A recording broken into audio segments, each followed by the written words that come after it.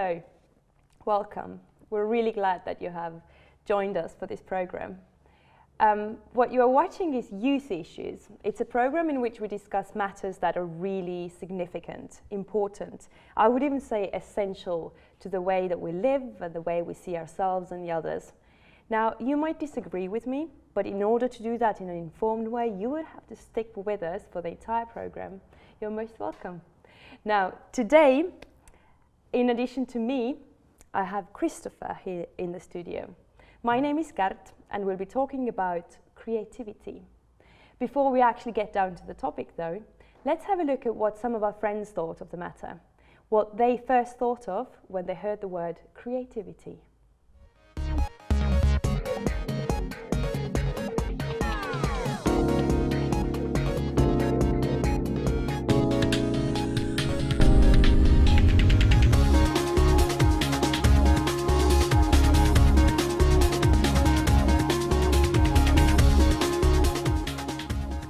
So when I think about creativity, I often think about cooking. I think about putting all the different flavours together and kind of creating all these different colours on the plate and seeing what you can kind of make out of a dish. I also think about reading a book. And often you think reading a book is about somebody else's creativity, but I've often found ways that you can be creative in reading. So for example, like going to different places and trying to experience what the book's talking about, maybe by associating it with a different place.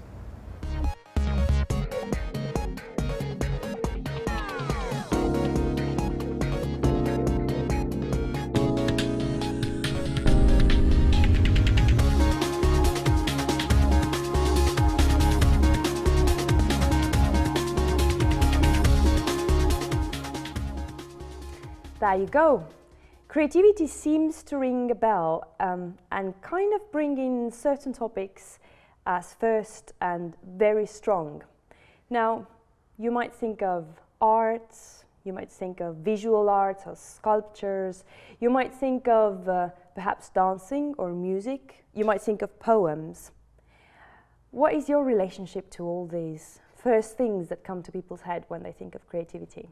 Well, the obvious thing is I enjoy those forms of art. Ever since I was a young boy, I loved drawing, and so I was always doodling something.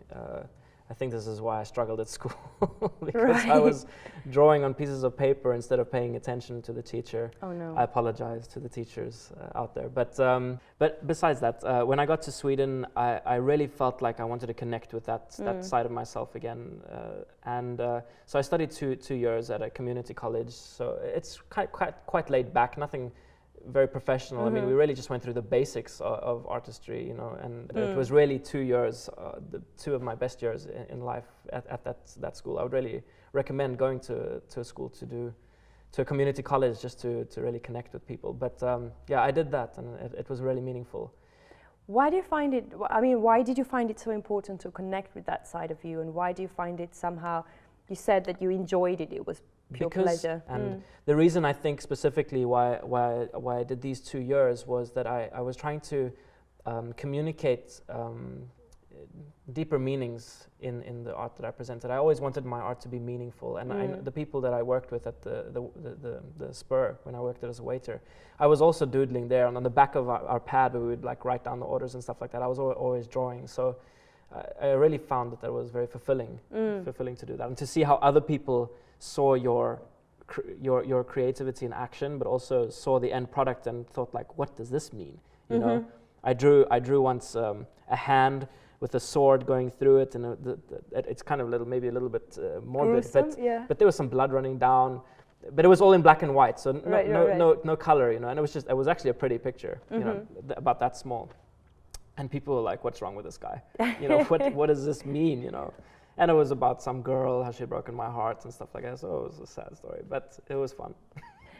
Well, I actually have a similar story to tell, that people were kind of looking at something that I did and read all sorts of things into it. But I remember writing, I enjoyed writing a lot in basic school and also high school. I wrote a really miserable story in like a first-person narrative about being depressed, and you know, kind of probably I can only imagine. You know, I was probably going through some of my hormonal imbalance that happens at a certain age in every teenager's life.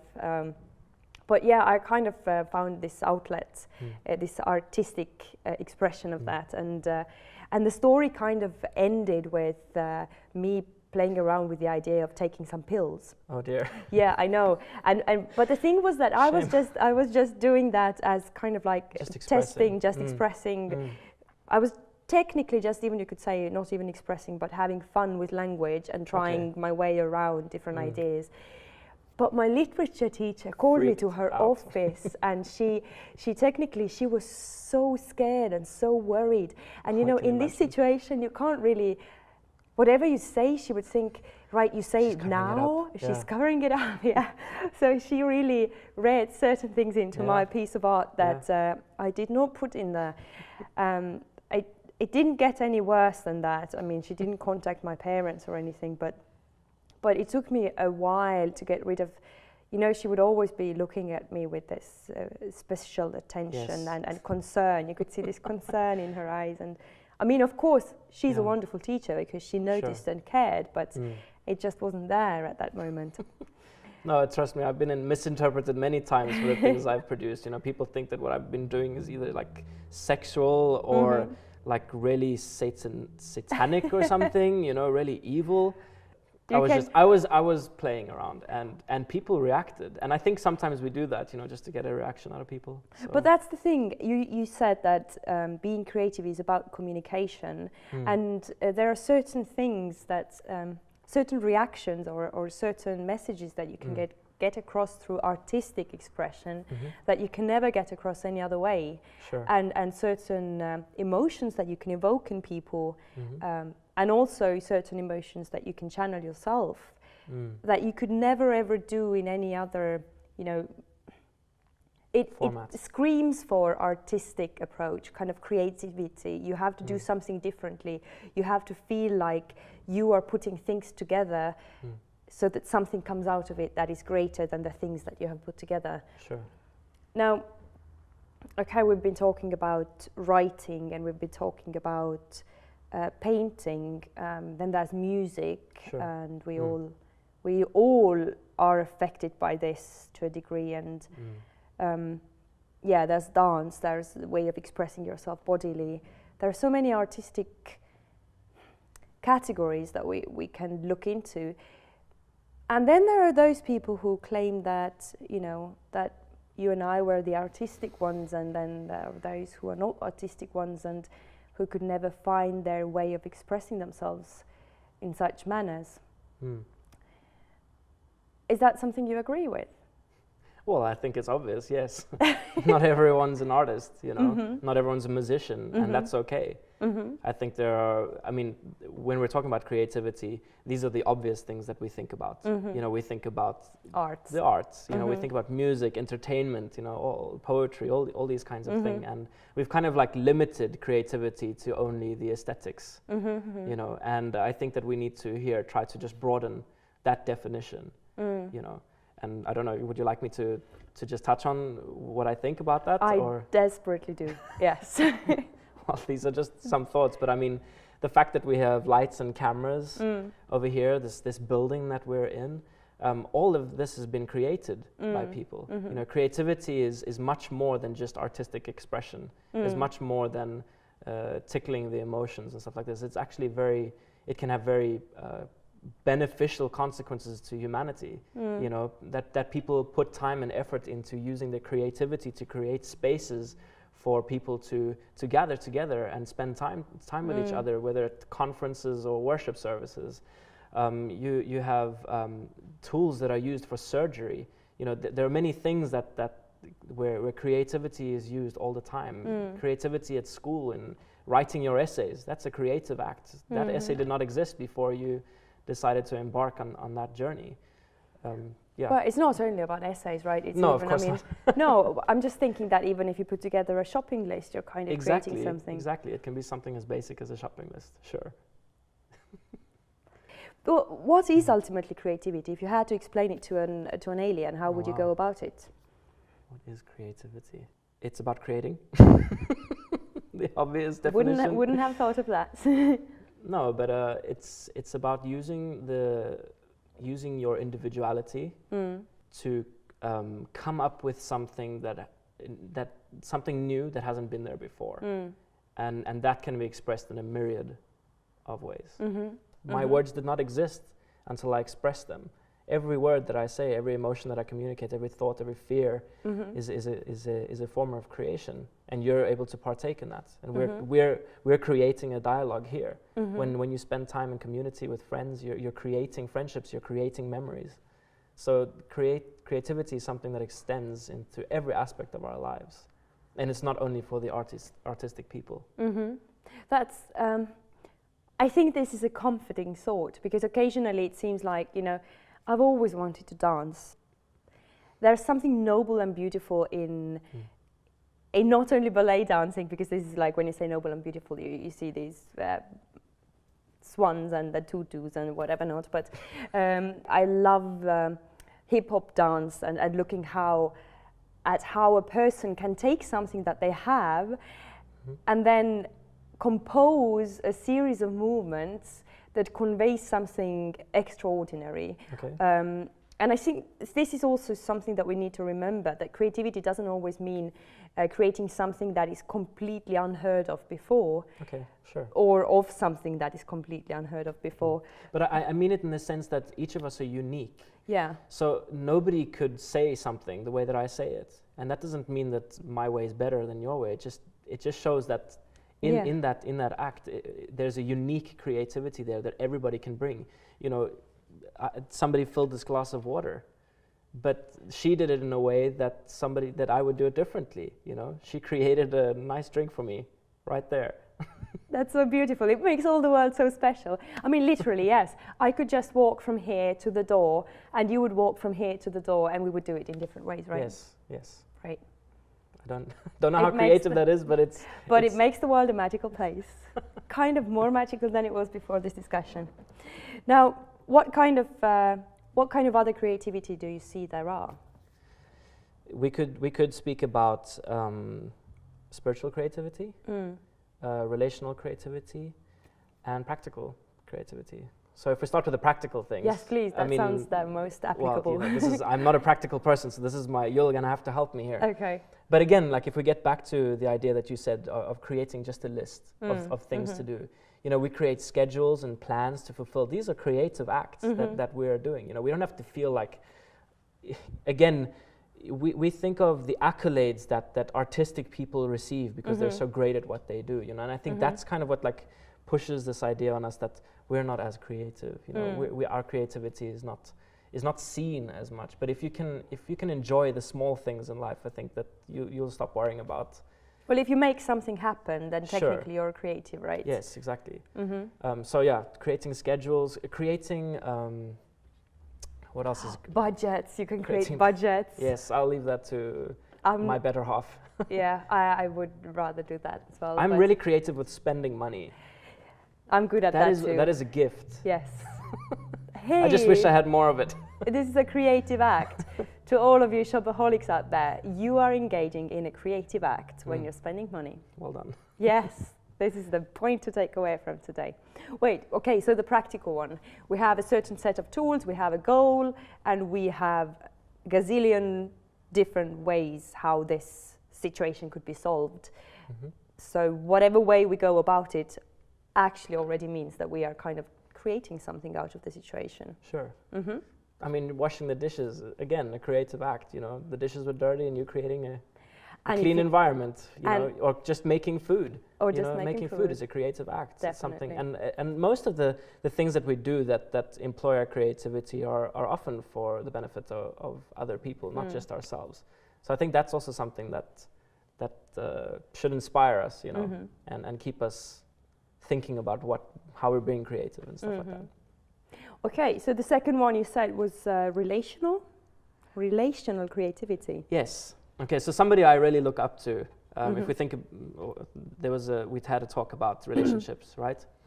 And somebody that I really respect once said that every day we should, in our relationships, create an act of love. Something that does not come habitually, you know, like the peck on the cheek or a hug or shaking the hand or just saying hello to somebody. You know, these things we do out of habit, and anybody can do that.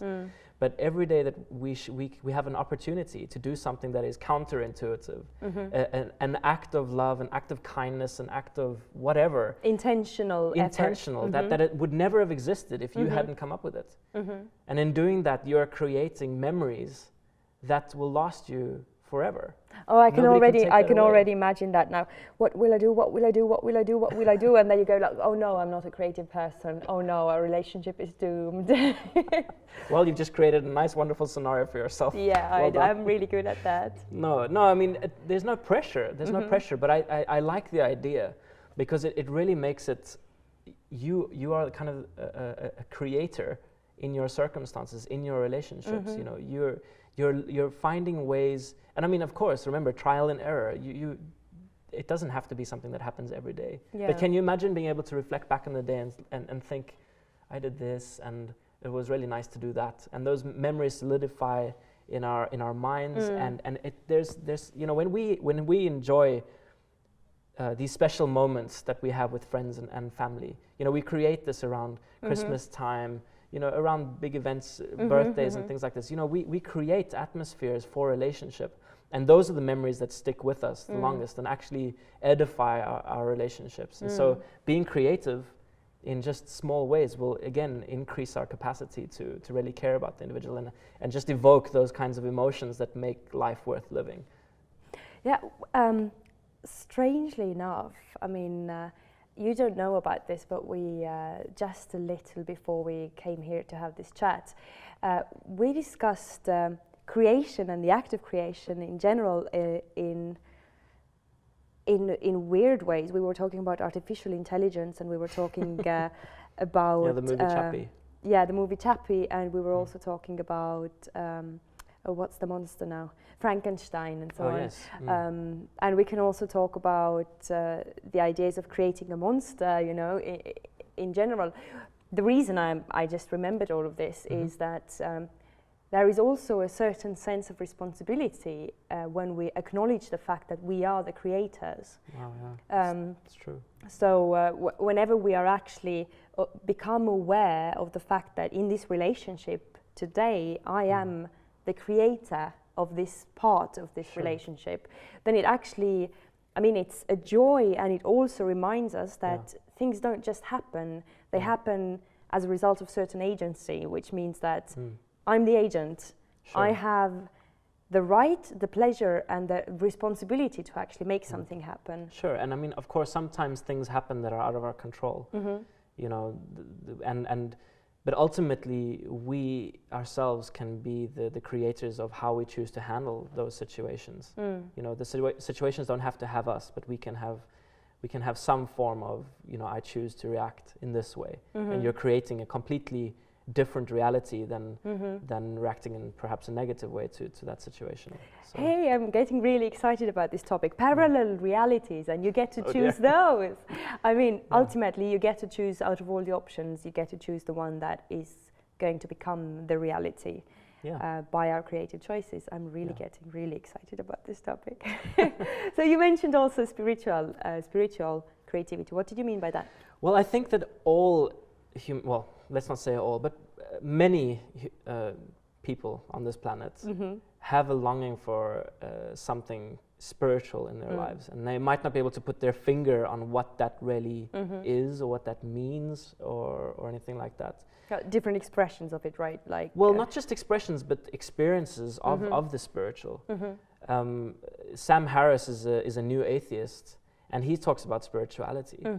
You know, he speaks about it in purely secular modes of talking about it, and that's fine. To create what I think about when it comes to spiritual creativity is creating spaces in time for you to connect with the spiritual, and if it just boils down to you creating kind of like a safe environment where you can disconnect from the extremes of life, all the stress that we experience, all the noise and everything. I think we need a secluded place sometimes. It could just be going on a walk in nature, but connecting with the other.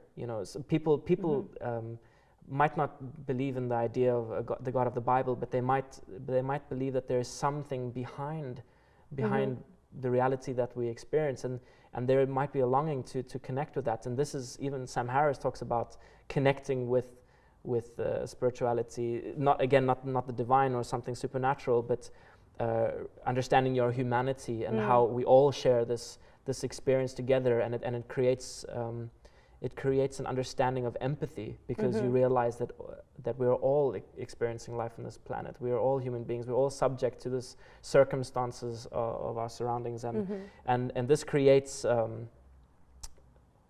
I think that it creates a world of compassion if you can connect to the spiritual. And being creative spiritually, like I said, personally, I like to go on long walks and listen to talks that are meaningful to me. To build data banks of memory that help me to live a healthier lifestyle. Not just that kind of a healthy lifestyle, which I definitely need, but in the way that I relate to the people around me, and being a responsible human being. Taking moments where you can just reflect on your life. A lot of people journal. That's a creative act. You're creating, and it's a spiritual act. You're unveiling yourself in the form of words on a page, and you can look back at that and reflect on your journey and how far you've come and the experiences you've gone through, and that becomes meaningful and gives you meaning to do these kinds of things. To just take a step back and be thankful for everything that we have. The blessings that we have, and also the hurts and pains that we're going through. This sounds like a beautiful idea. First of all, what we've been discussing is that we are creative in so many more ways than just stereotypically labeled as creative arts, but we are also creative in our mundane daily lives, and there are special types of creativity, which kind of brings about the idea that we have the pleasure of creating, of making a lot of things happen around us, but also the responsibility kind of, because when we acknowledge the fact that this is a canvas and it's empty, and lo and behold, I'm here standing with a brush and the color, then it's up to me whether I'm actually doing that or not, or what I get on the canvas. And it's a wonderful idea. I mean, even if people think that they're not creative, I don't know what you think, but even if they do, then I think it's a very healthy idea to actually look into, to even look into the arts and see that there is a lot in the arts that isn't stereotypically aesthetic at all. It's going back to where we started from. Even though we are creative on every step of our way, and we need to embrace that.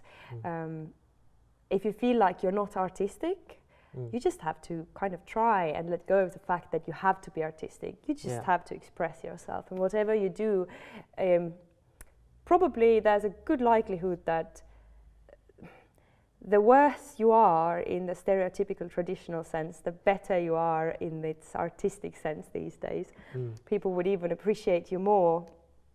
I have a bitter experience with that. I thought I really knew how to draw, and then there was this guy in my class. There's always someone better. No, I think they created like disastrous pictures. Okay, all right. But the arts, the lecturer that we had, the teacher, he really liked his expression way more, because everybody else's was too subtle, too trained, too predictable, and he had this raw ignorance about what he was doing, and I hope that he's not going to look at this program. Well, we can hope so. Yeah. But if we just if I can just touch on being creative relationally, psychiatrist Richard Neese in the 80s once he took care of many couples that had gone through divorce and stuff like this, and he was just saying the benefits of actually that all couples should actually have an affair with each other. And the reason why he says this is because you are putting so much energy into creating an environment where you two can, and I mean this applies to all relationships, not just with your partner, but with friends and stuff like that, to be creative in creating events and environments where you can enjoy each other's company and really get to know each other. You know, people would put on their best clothing, people would wear the nicest perfumes, they would go to the most exotic places. You know, the relationships need that. Now, there's a lot to take away from this discussion, it seems. First of all, apparently the entire world is your canvas. So next time you go about doing your daily stuff, remember that you need not take it for granted that it happens in a certain way. You can really make this into a creative act. Walking across the room does not need to be straight, does not need to be with equal steps. Well, I leave you to it. I'm sure that you will find ways to make that creative. But in addition to that, we should probably think about the fact that since we are creative, we also have the privilege, the joy, and the responsibility to be creative in our spirituality, in our relationships. These things really matter. Before we wrap up today, let's have a look at what Mervi has to say about the topic. What were the ideas that she wanted to share?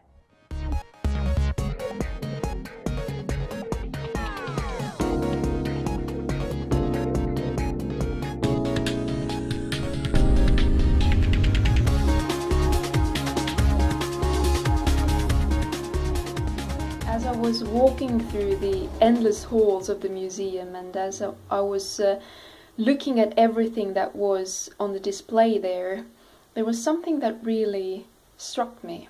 It doesn't matter when people have lived or where they have lived. It doesn't matter the age or the culture. Everything that people have created and everything that people have made with their own hands, I realized they have turned it into art. When I read the Genesis, the beginning of the book of Genesis, where God creates human in his image, then I realize that a little bit of that also means that we have been created to be little creators.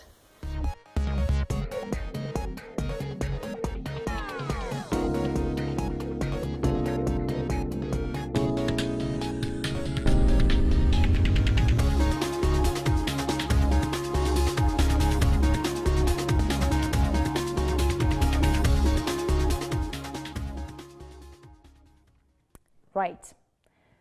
What do you think about the matter? Are you a creative person? I mean, obviously you must be in the light of what we've just been discussing, but are you a creative person in the way that you enjoy artistic expression? Or are you the type who goes about their daily lives and makes little things a little differently just to enjoy the process of creating? Do let us know. Share your ideas. Write to us at info@lifeconnect.info. We'd be thrilled to hear from you. Thank you for staying with us.